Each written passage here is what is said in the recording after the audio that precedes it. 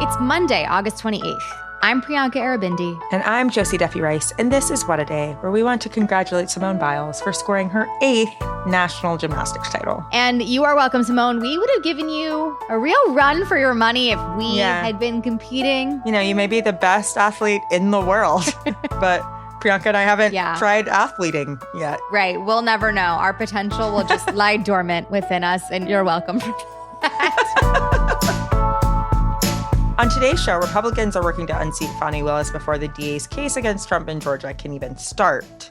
Plus, tens of thousands marched on D.C. last weekend to commemorate the 60th anniversary of MLK's speech, I Have a Dream, including his son. Instead of moving forward, it feels as if we're moving backward. We've got more coming up. But first, a white gunman shot and killed 3 black people in a racist attack at a Dollar General store on Saturday in Jacksonville, Florida.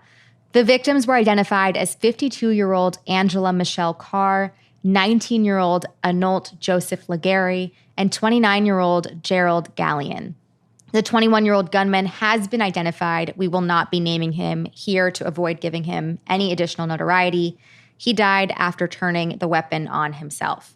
The attack, which is the latest incidence of racist gun violence perpetrated by a young white gunman in the United States, is being investigated as a hate crime. This is a really, really devastating story. Yeah. And a reminder that these people are willing to die for their racist beliefs. Right. He's dead because he was racist, not just other people, which obviously is just such a tragedy. So let's start with the other elephant in the room other than the racism, the guns. So what was he armed with here? How did he get them? Tell me a little bit more about that. Yeah, so this gunman was armed with an AR-15 style rifle and a Glock handgun, both of which he purchased legally in Florida.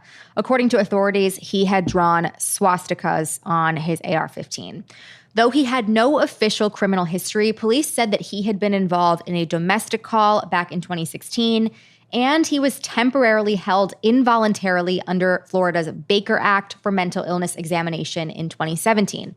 In Florida, the Baker Act involves temporary detention for up to 72 hours for mental health and emergency services. Typically, a person who has been detained under the Baker Act isn't eligible to buy firearms, so it is not yet clear how or why this man was able to. That's what happens, right? When there are a gazillion loopholes to your regulations. Yeah, because one thing we do know for sure is that he certainly did buy these guns, I believe in April and in June. Right. We know that the shooter specifically targeted black people. You mentioned the swastikas on his gun. He had manifestos. Like, this was racist, right? But what else do we know about his motivations? Yes, definitely racist. As you mentioned, he had written several manifestos before leaving his parents' home to commit the killing spree.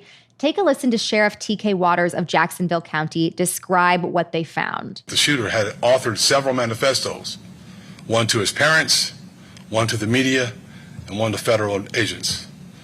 Portions of these manifestos detailed the shooter's disgusting ideology of hate. Plainly put, this shooting was racially motivated, and he hated black people. Devastating. Yeah, according to authorities, before shooting up the store, he went to Edward Waters University, which is a historically black university in Jacksonville. He was wearing a bulletproof vest. He refused to identify himself to an on-campus security officer, was then asked to leave. But then he did so without, any more incident. But he headed straight from there to the Dollar General store. Before the police arrived on the scene, the gunman texted his father to go into his room where his father found these manifestos. His father then called the neighboring county's sheriff's office shortly afterwards.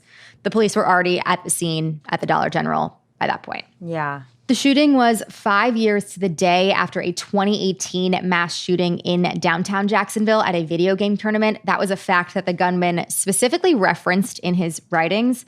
It also happened to coincide with the celebrations of the 60th anniversary of the March on Washington, which is just cruel timing. Yeah, the timing is devastating and a reminder that 60 years is not actually that long. Certainly not. President Biden acknowledged the symbolism in a statement, writing, quote, "This day of remembrance and commemoration ended with yet another American community wounded by an act of gun violence, reportedly fueled by hate-filled animus and carried out with 2 firearms.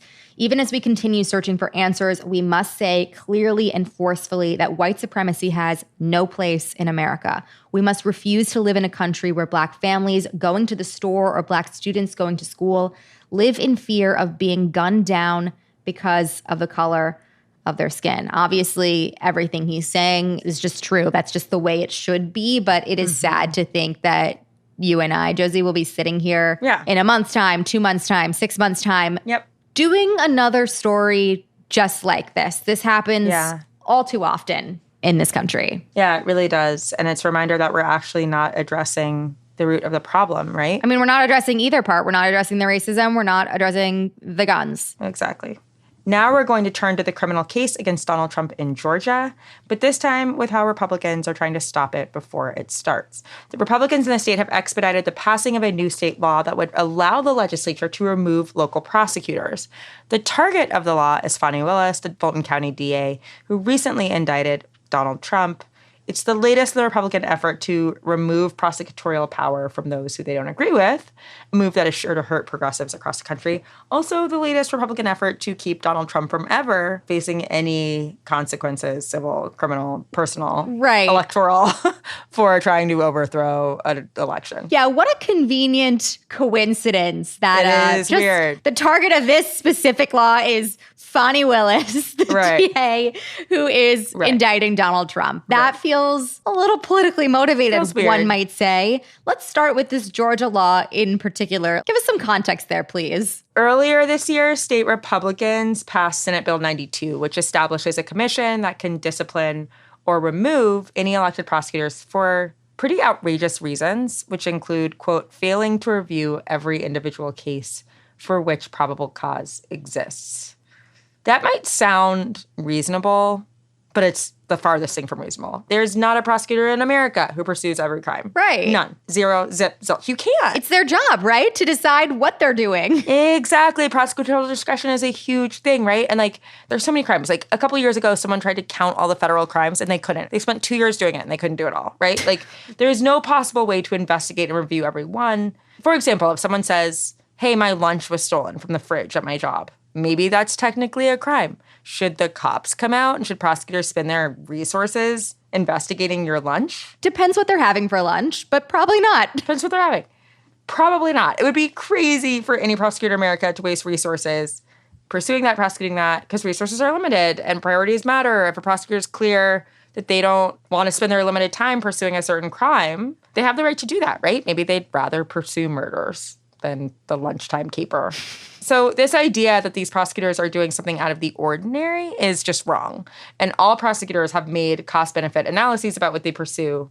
So these are basically political removals because here in Georgia, under this new law, the governor can appoint commission members. The governor is, you may remember, Brian Kemp. Right. Solidly Republican.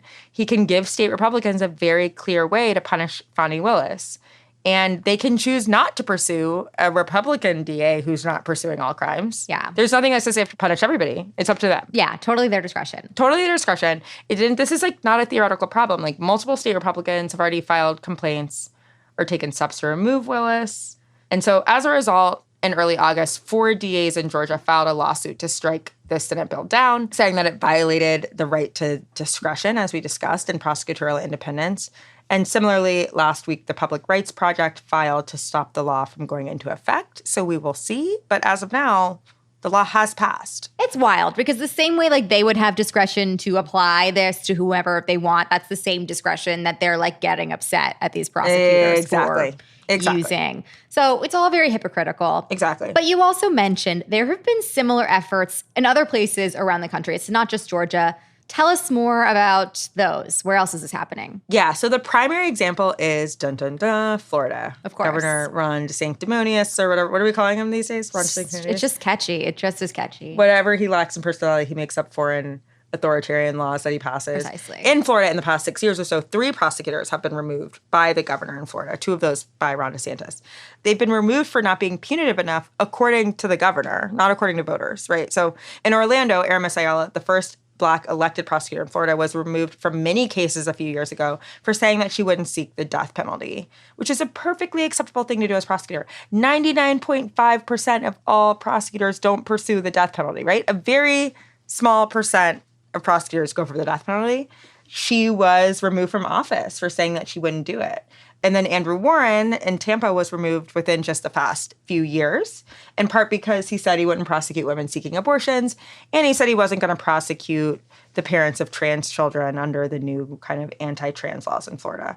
And then just a few weeks ago, the subsequent Orlando prosecutor who came after Aramis Ayala, another Black woman, Monique Worrell, was removed. And it's worth noting that these two Orlando prosecutors, Aramis Ayala, Monique Worrell, both Black women, the first and second Black women ever elected as prosecutors in Florida, and they have both been removed by the governor. What a weird coincidence there. Yeah, it's very strange. But also, another thing worth noting here. Yeah. All of these prosecutors are elected by voters, correct? Correct. So basically, like, voters have been like, hey, this is what we want. Yeah, like, we're on board with what you're saying. Right. And that's why we elected you. Right. You don't get to choose, governor. That's the whole bit. We vote. Interesting. Yeah. It's very bad. Anyway, so how does Fani Willis fit into the narrative here? Is she as progressive as these Florida DAs? Is this just about her indicting Donald Trump? What is this about? Yeah, it's a very good question because if you've been listening to the show recently, you know I've been pretty tough on Fani for this exact reason. She's not progressive.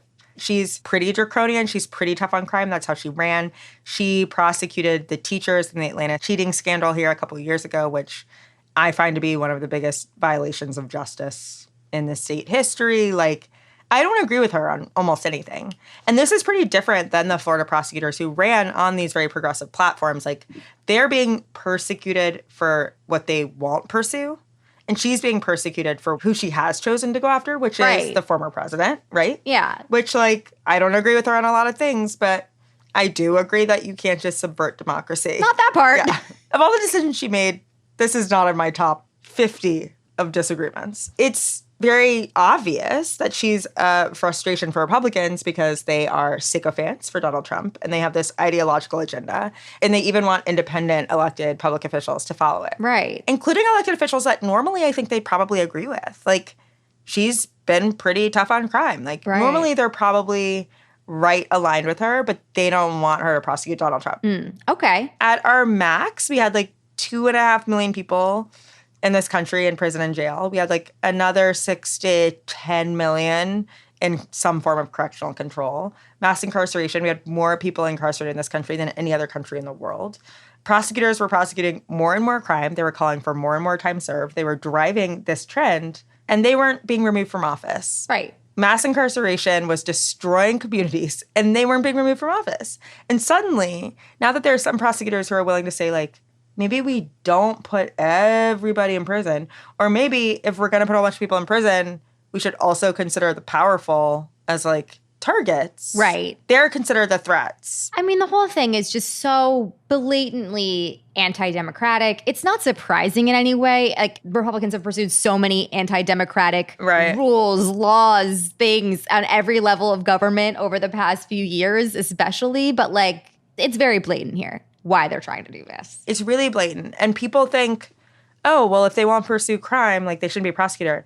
But I'm here to tell you, like, your prosecutor is not pursuing all crime. Republican, Democrat, whatever, they're not pursuing all crime. They're not. All of this is political, and they are going after these people for political reasons. So we will keep following Fani Willis's case against Trump and his alleged co-conspirators, which has a hearing today, in fact, down the street from me.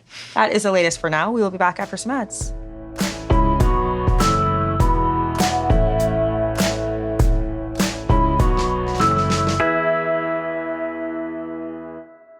This episode is brought to you by Cariuma, the cool, sustainable sneaker company with old school style and new school ethics. As summer comes to a close, everyone needs a pair of shoes that are versatile, seasonless, and go with everything. True. And with over 40,000 five-star reviews, Cariuma's got you covered with shoes that have a classic look, are crazy comfy, and consciously crafted to transition you from hot summer days to crisp autumn evenings. Loved that C alliteration there. You know? Very into it. Their Oka canvas is the classic and breathable staple that is sure to make your daily rotation this season and beyond. And now the Oka that we all know and love is made for kids. So Oka Low Kids have Velcro straps and extra cushion for easy, comfortable wear. You can match with your littles and make it a bundle by adding on a pair for yourself. They are 100% vegan and carefully crafted with organic cotton canvas, made for our little tree planters, earth lovers, and mini explorers. And, you know, As regular size ones too. Yeah, like I definitely slip these on when I take my dogs out for walks. Super comfy, lots of support. I like it. 1,000%. Very cute that you can match with the little kids in your life. Doesn't mean you have to be a parent. Like if you are aunt, uncle, like you have friends who just had a kid, anything. This is a good gift. It's a good idea. Cariuma ships all their sneakers free and fast in the USA and offers worldwide shipping plus 60-day free returns. They deliver right to your front door using single box recycled packaging. And for a limited time, What a Day listeners can get an exclusive 15% off your pair of Cariuma sneakers. Go to cariuma.com/whataday to get 15% off. That's cariuma.com/whataday for 15% off, only for a limited time.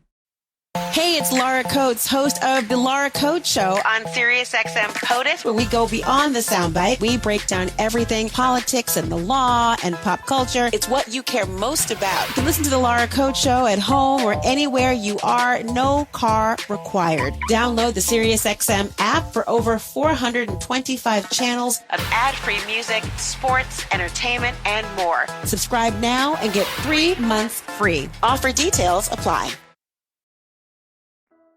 What a Day is brought to you by CB Distillery. Do you need better sleep and less stress? Do you want to ease pain after exercise and enjoy better concentration? If you said yes to any of the above, CB Distillery is here to help. People who use CBD report better sleep, lowered stress and anxiety, less pain after physical activity, as well as better focus. CB Distillery offers a full range of carefully formulated CBD and other plant-based solutions.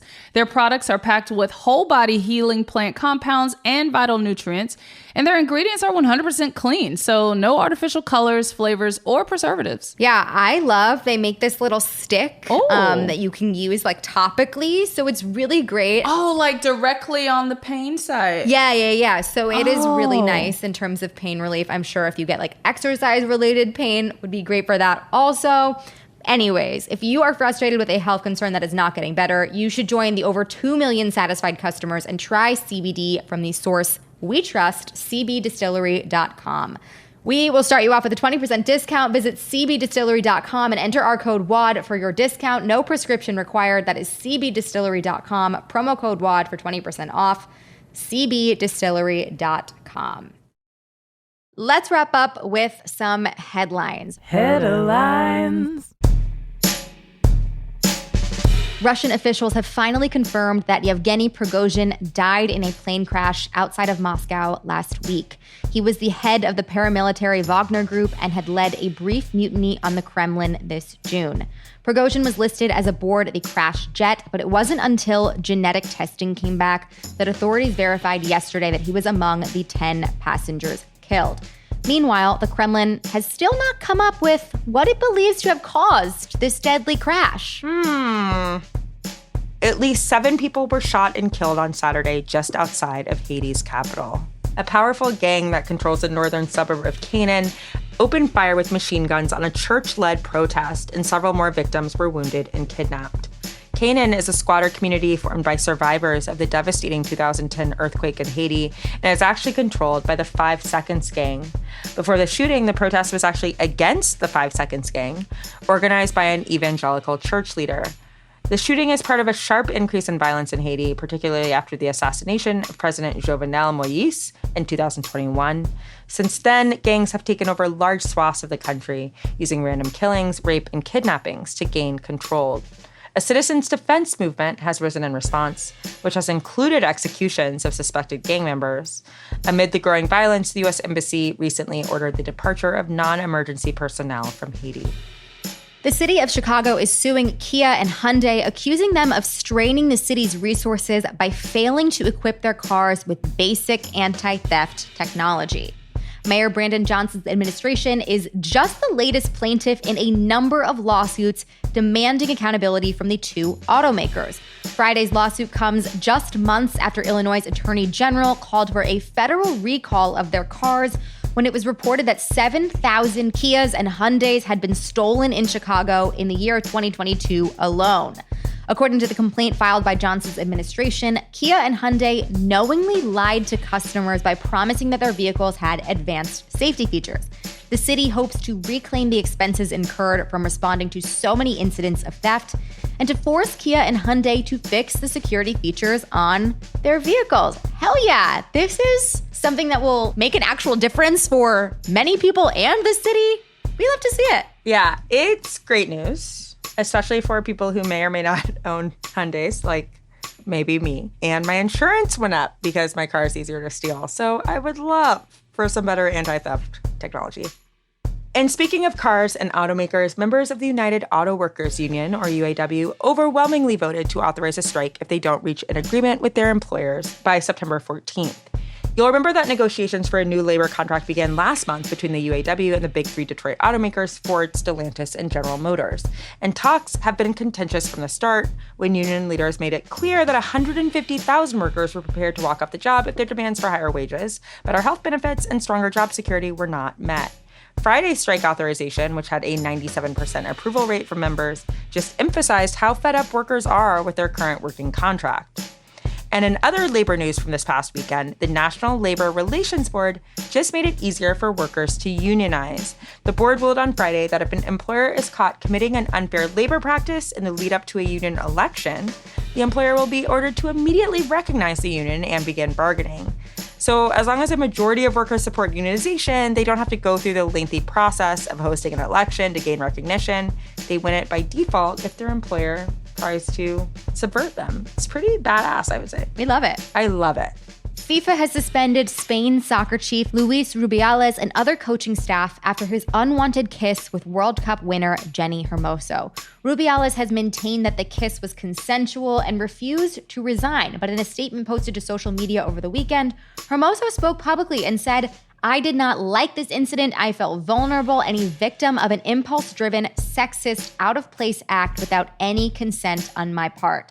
Let's also note that the Royal Spanish Football Federation, the organization that runs Spain's national soccer program, has stood by Rubiales. Ooh, bummer. Bad call. They did that. They also accused Hermoso of lying and threatened legal action against her, of all people, which, to double down on a bad take there, that's real rough.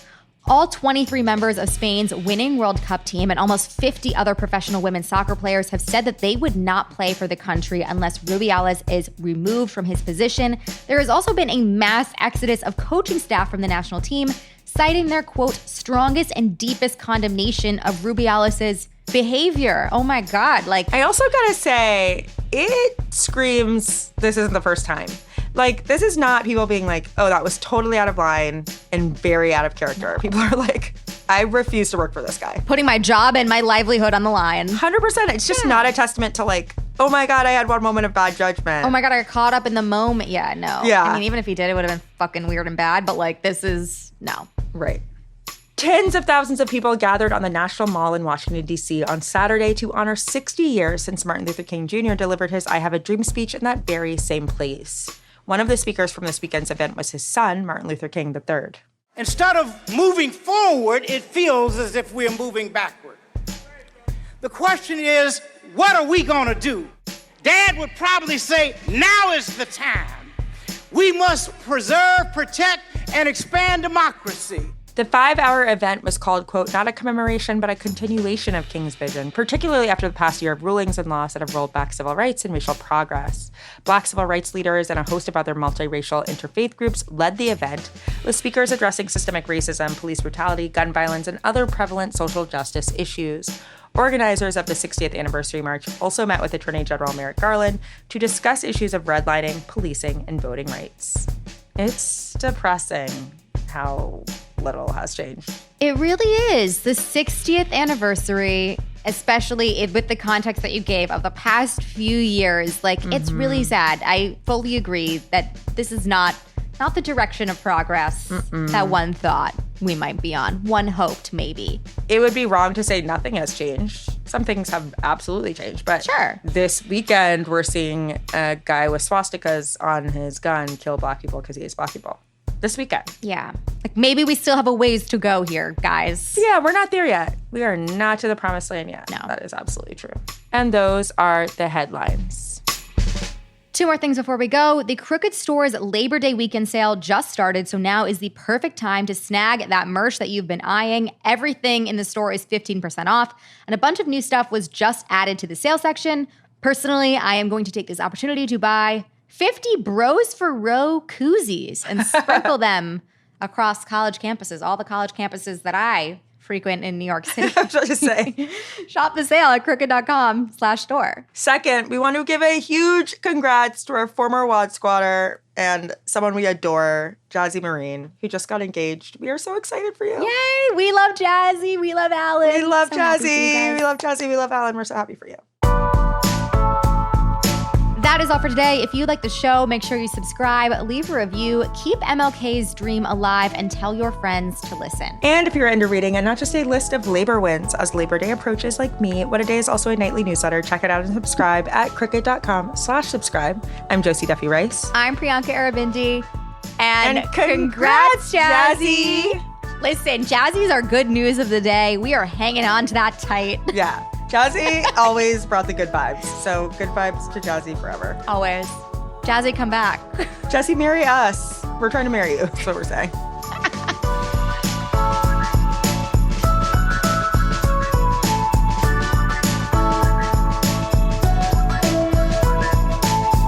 What a Day is a production of Crooked Media. It's recorded and mixed by Bill Lance. Our show's producer is Itzi Quintanilla. Raven Yamamoto and Natalie Bettendorf are our associate producers, and our senior producer is Lita Martinez. Our theme music is by Colin Gilliard and Kashaka.